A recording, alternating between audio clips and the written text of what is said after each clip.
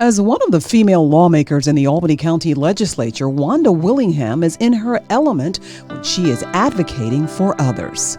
And it's not surprising because her lived experiences make her equipped to understand the problems of her constituents. By providing an avenue for concerned citizens. And her tenaciousness helps her fight for change. Those traits were developed when she was just in the 4th grade and bused from her neighborhood. They had set up what they called this academically talented group for kids. We were supposed to be exceptional.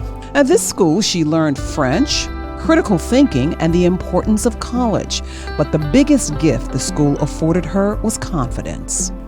I could do anything. There was nothing too hard for me to do, and I wasn't afraid. The School of Life would put her courage and her hope to the test. After enrolling in college, she soon became a wife and mother, as well as an observer of the complexities of the lives of the people in her community.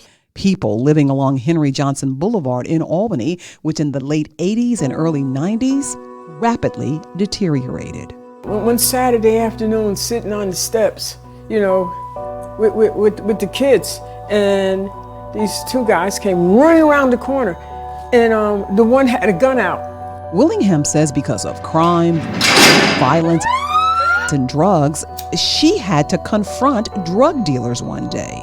They were forcing a woman to prostitute herself to get drugs. It was like something, she says, out of a scene of that gritty urban drama, The Wire. And they tried to oh no, that's on her. No, that's not on her. That's on you. Because you're across the street waiting for her to come out from doing her business so she can pay you with that baby walking up and down the street, 3 years old. What's up with that? Sadly, her own family wasn't immune from the lure of the drug trade. My son also began to become involved. I can't tell this story without, I'm sorry, you have to forgive me. And she couldn't save him.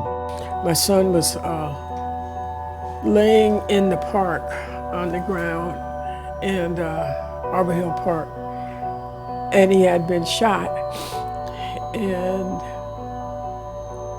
I couldn't go to him. I always had this fear that I knew something was going to happen. His death left her numb. There are a lot of things and experiences that I've had and have lived through that I would have never thought that I've seen. But others knew she had a spirit of activism. She also still had courage and hope, so they surrounded her, urging her to run for office. She did and lost. But in 1999, she ran again and won. In her 20 years in office, she has been a delegate at Democratic conventions and here at home served on the Public Safety Committee, Social Services, and started the Elder Care Committee. She serves as deputy chairman of the legislature and is running for the chairmanship. It would be the first for a woman and a woman of color.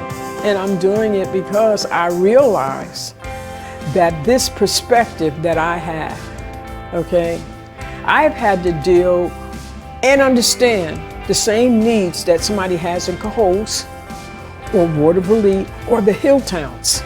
And she has hope that conditions will improve for people and their lives will get better. She knows people are watching her actions, including her grandson, who's helped her campaign since he was a kid. Just recently, he said to me, I think I want to run for office. I can't be and pursue this feeling of hopelessness to him.